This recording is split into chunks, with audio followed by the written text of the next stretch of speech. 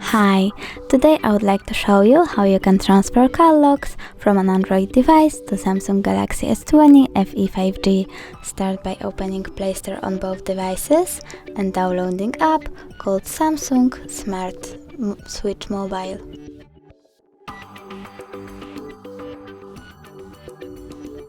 Now open it, click Agree and Allow.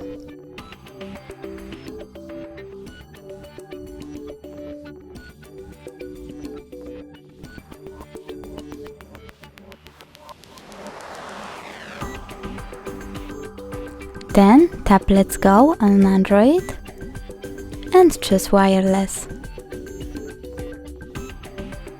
Click Accept and wait.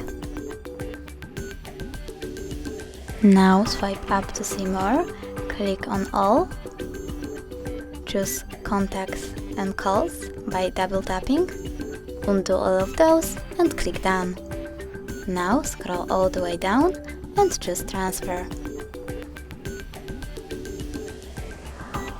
Click Close and tap Go to Home Screen.